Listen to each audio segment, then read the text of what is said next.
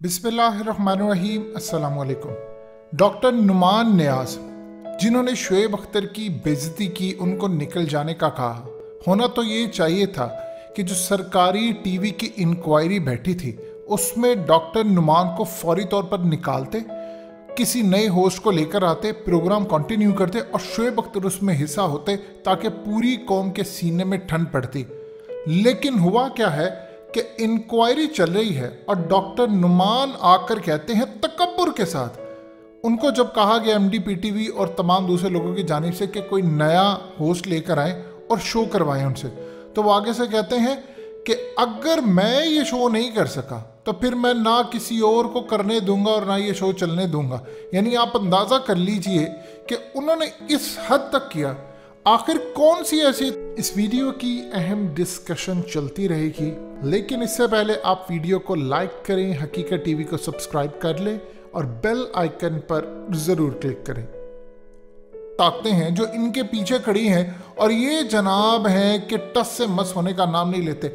पहले तो शुएब अख्तर की आपने बेइज्जती की है, अब उसके बाद जो सूरत हाल सामने आई है कि इस वक्त इंक्वायरी की जो इनिशियल फाइंडिंग्स आई हैं उसमें बताया गया है कि डॉक्टर नुमान ने शुएब अख्तर के इंसल्ट की, कसूरवार ये है। अभी फैसला नहीं हुआ, लेकिन आप अंदाज़ा कर लीजिए कि शुएब अख्तर और नुमान नियाज दोनों को ही फारिग कर दिया है। यानी अभी फ़िलहाल जब तक इंक्वायरी का फैसला नहीं होता दोनों नहीं आएंगे।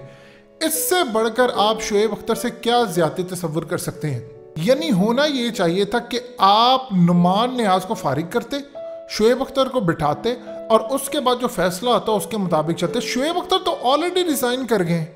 अब इस सूरत हाल के अंदर आप सोच लें कितने लोग बेबस हैं, यानी इस बंदे के हाथ कितने लंबे हैं। आप यहाँ से अंदाज़ा लगा लें कि आम रूटीन के अंदर इन्होंने फौज के भी खास तौर पर इमेज को नुकसान पहुँचाया, क्योंकि ये लेफ्टिनेंट जनरल हामिद नियाज रिटायर्ड हो चुके हैं पाकिस्तान आर्मी से। ये उनके बेटे हैं, जिसका बाप इतने बड़े ओहदे पर होगा, उनके घर में तो डिसिप्लिन होना चाहिए, लेकिन आपके अंदर का जो हसद और साड़ होता है वो ख़त्म नहीं होता। इसीलिए आप समझते हैं कि शो का करता धरता मैं हूँ और बाकी कोई नहीं है। अब होना ये चाहिए था जितने सारे वहाँ पर बैठे हुए थे उनको भी चाहिए था बायकॉट करते, क्योंकि अगर आपके लेजेंड की इज्जत नहीं है। आप जानते हैं इस वक्त इंडिया क्यों मैचेस हारा है। पूरा आईपीएल इन्होंने करवाया है यूएई के अंदर, वहाँ पर 200 सवा 200 स्कोर तक बन रहे थे, चेज हो रहे थे। तो फिर सूरत हाल ये है कि इस वक्त क्यों नहीं उनसे खेला जा रहा। इंडिया जिसने पूरा आईपीएल वहाँ पर खेला, इनके पूरे प्लेयर्स खेले, वहाँ पर प्रॉब्लम ये थी कि जो गेंद की स्पीड आ रही थी वो 130 किलोमीटर की रफ्तार, यानी इस लेवल के बॉलर्स थे। शाहीन शाह अफरीदी आते हैं, उसके अलावा हारिस रऊफ आते हैं, हसन अली हैं, ये आकर 150 किलोमीटर फी घंटा की रफ्तार के करीब गेंद कर रहे हैं। तो आप सोच ले कितना डिफरेंस आ जाता है, और ये वो वजह है। अब सोच लीजिए कि पाकिस्तान आज तक एक भी शुएब अख्तर दोबारा पैदा नहीं कर सका। ये जो लोग होते हैं शुएब अख्तर जैसे, ये गॉड गिफ्टेड होते हैं। ये आते हैं आपके पास। होना ये चाहिए कि पीसीबी के अंदर शुएब अख्तर को एक जिम्मेदारी दें कि आप अपने जैसे 10 से 15 बॉलर्स हमें निकाल कर दें, जिस तरह आकिब जावेद ने, शाहीन शाह अफरीदी, फ़खर जमान, बाबर आजम और दूसरे तीसरे जितने अच्छे जो प्लेयर्स होते हैं वो आकिब जावेद समेत डिफरेंट लोगों ने निकाल कर आपको दिए। अब इस सूरत हाल के अंदर आप ज़रा अंदाज़ा कर लें यहाँ से कि पूरी दुनिया में इस वक्त बॉलिंग का फुकतान है। हमारे पास बॉलर्स हैं, दुनिया पूरी मिलकर एक शुएब अख्तर पैदा नहीं कर सकी, सिर्फ एक। अब हाल ही के अंदर शुएब अख्तर गए हैं सुधीर चौधरी के प्रोग्राम में। आप जानते हैं इंडिया की तारीख में उनके चैनल पर स्पोर्ट्स पर किया गया कोई भी ऐसा प्रोग्राम इतनी उसकी टीआरपी नहीं हुई जितनी शुएब अख्तर के आने से टीआरपी हुई। और इस पर भी शुएब अख्तर ने उनको जाकर ये बात कही कि आप लोग नफरत फैलाते हैं, आपकी पॉलिटिक्स होती है, सब कुछ होता है। ये स्पोर्ट्स का प्रोग्राम था और शुएब अख्तर वहाँ पर कह रहे हैं कि देखिए आपके, यानी मोदी यदि ये वो सारे जितने लोग हैं इलेक्शन में आकर पाकिस्तान के खिलाफ नारे लगाकर इलेक्शन जीते। अब ये सूरत हाल है कि इंडियंस उनके पीछे पड़े हैं, उनको बुलाया जा रहा है। आपने थर्ड क्लास आपका इस वक्त चैनल है और उसके इवन के एचडी हो चुका, लेकिन अभी तक उसकी आवाज़ ठीक नहीं है, प्रॉपरली वो एचडी आ ही नहीं रहा जिस तरह आना चाहिए। शुएब अख्तर आते हैं, आपके प्रोग्राम को 4 चांद लगाते हैं। डिजर्व करते हैं वो शख्स कि आप उनको कोई बड़ा ओहदा दे, लेकिन उसके बाद आप उनको निकाल देते हैं। ये एक लेफ्टिनेंट जनरल के बेटे हैं, लेकिन जाहिर सी बात है फौज के अंदर शोएब अख्तर को पसंद किया जाता, और कितनी नाराजगी होगी आम सिपाही जब ये देखता है कि एक शख्स उस पर तनकीद की जा रही है जिसने पाकिस्तान को सुरखरू किया दुनिया के अंदर। तो सोचिए, इन्होंने फौज का इमेज भी नुकसान करने की कोशिश की है कि इतने बड़े ओहदेदार के बेटे हैं। अब आप सोच लें इस बंदे के हाथ कितने लंबे हैं कि इनको ऑफ एयर नहीं किया जा रहा कि शोएब अख्तर को रखे, इनको ऑफ एयर कर दें।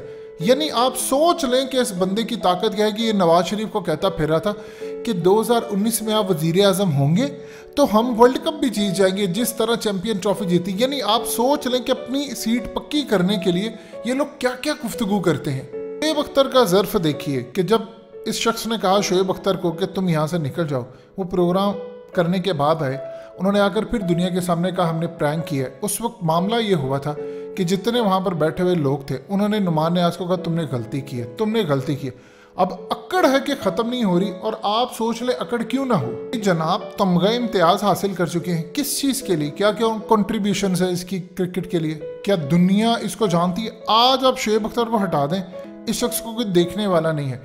पीटीवी की प्रॉब्लम यह है कि पीटीवी को कोई परवाह नहीं है कौन आ रहा है जा रहा है, रेटिंग आ रही है नहीं आ रही, एड्स मिल रहे हैं नहीं मिल रहे। उन्होंने बिल में पाकिस्तानियों को पैसा लगाकर चार्ज करवाना है, अरबों रुपया कमाना है और इनको सीट पर बिठाना है। यानी इसके अलावा इनकी कोई सूरत हाल नहीं है।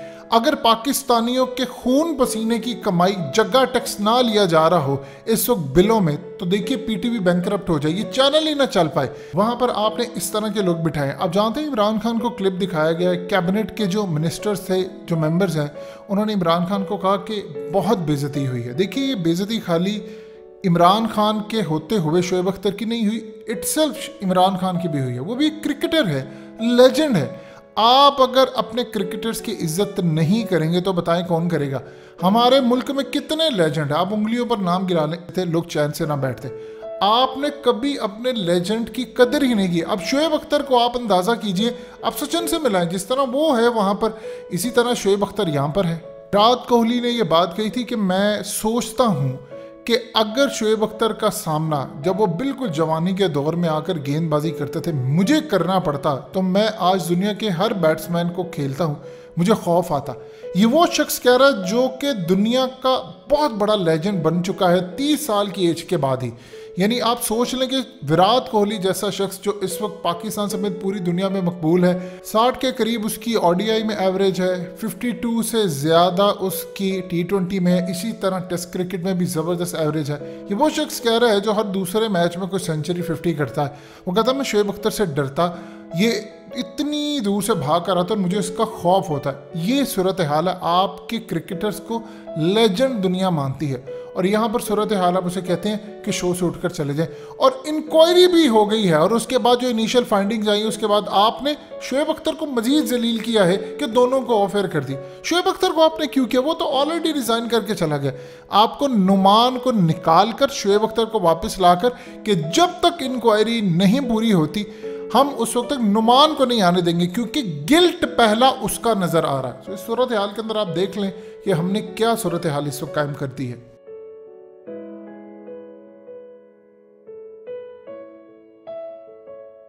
हकीकत टीवी को सब्सक्राइब करना मत भूलें, वीडियो को लाइक करें, शेयर करें और कमेंट सेक्शन में अपनी राय का इजहार जरूर करें।